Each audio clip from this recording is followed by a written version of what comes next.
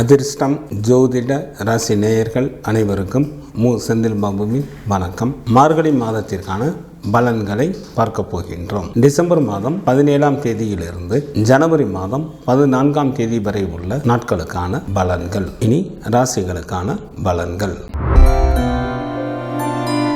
சனி பகவானை ராசி அதிபதியாக கொண்ட மகர ராசி அன்பர்களே, தங்களது ராசிக்கு 3ஆம் இடத்தில் ராகு பகவானும், ராசிக்கு 4ஆம் இடத்தில் குரு பகவானும், ராசிக்கு 10 மற்றும் 11ஆம் இடத்தில் சுக்கிரனும், தங்களது ராசிக்கு விரயஸ்தானத்தில் சூரியனும், ராசிக்கு லாபம் மற்றும் விரயஸ்தானத்தில் செவ்வாய் மற்றும் புதனும் அமர்ந்து இருப்பதால் தாங்கள் செய்யும் நல்ல முயற்சிகளில் பல வெற்றிகளை பெறுவீர்கள். அளவற்ற பொருள் வரவும் தனவரவும் ஏற்படும். தங்களது குழந்தைகளாலும் இளம் மங்கையர்களினாலும் நல்ல ஆதாயம் அடைவீர்கள். நல்ல சுகமான வாழ்க்கையினை வாழ்வீர்கள். நண்பர்களின் சேர்க்கை அதிகரிக்கும். யாருடைய தயவையும் எதிர்பாராதவராக தாங்கள் இருப்பீர்கள். தங்களது ஜென்மராசி மற்றும் ராசிக்கு 2ஆம் இடத்தில் சனி பகவானும், ராசிக்கு 9ஆம் இடத்தில் கேது பகவானும் அமர்ந்து இருப்பதால் பெற்றோர் உடல் நலத்தில் சற்று கூடுதல் கவனம் தேவை. வேலையின் காரணமாக தங்களது குடும்பத்தை விட்டும் நண்பர்களை விட்டும் சொந்த ஊரை விட்டும் சில அன்பர்கள் வெளியேற நேரிடும். பெண்கள் விஷயத்தில் சற்று கூடுதல் கவனத்துடன் செயல்படுவது நல்லது.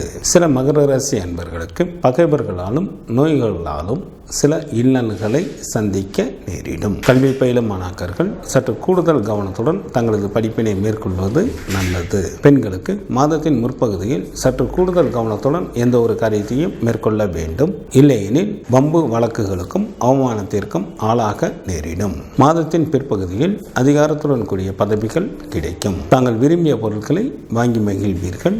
அனைவரும் தங்களிடம் நட்புடன் நடந்து கொள்வார்கள். எச்சரிக்கையுடன் இருக்க வேண்டிய நாட்களாக டிசம்பர் மாதத்தில் 31ஆம் தேதியும் ஜனவரி மாதத்தில் 1 மற்றும் 2ஆம் தேதிகளும் வருகின்றது. மகர ராசியில் உள்ள நட்சத்திரத்திற்கான பலன்கள்.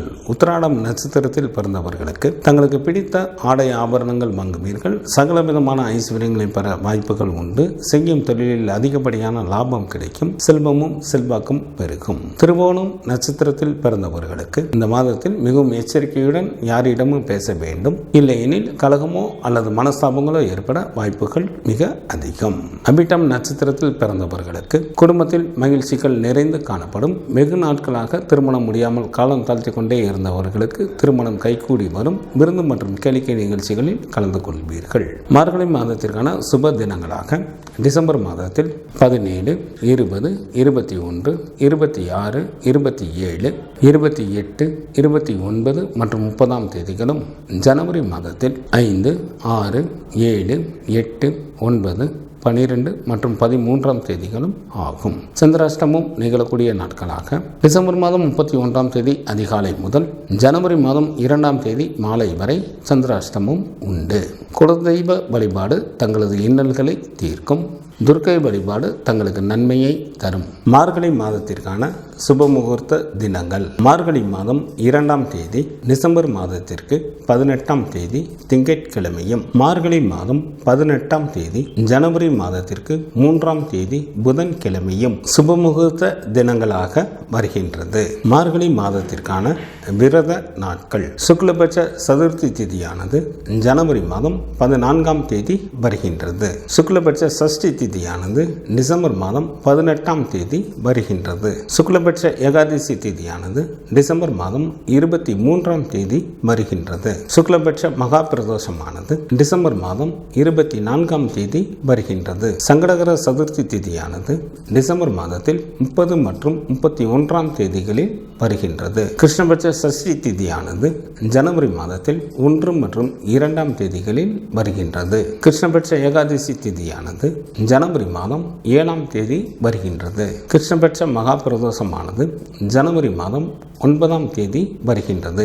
மார்கழி மாதத்திற்கான கார்த்திகை விரதமானது டிசம்பர் மாதம் 24ஆம் தேதி வருகின்றது. மார்கழி மாதத்திற்கான அமாவாசை திதியானது ஜனவரி மாதத்தில் 10 மற்றும் 11ஆம் தேதிகளில் வருகின்றது. மார்கழி மாதத்திற்கான பௌர்ணமி திதியானது டிசம்பர் மாதம் 26ஆம் தேதி வருகின்றது. வாஸ்து நாள் இந்த மாதத்தில் இல்லை.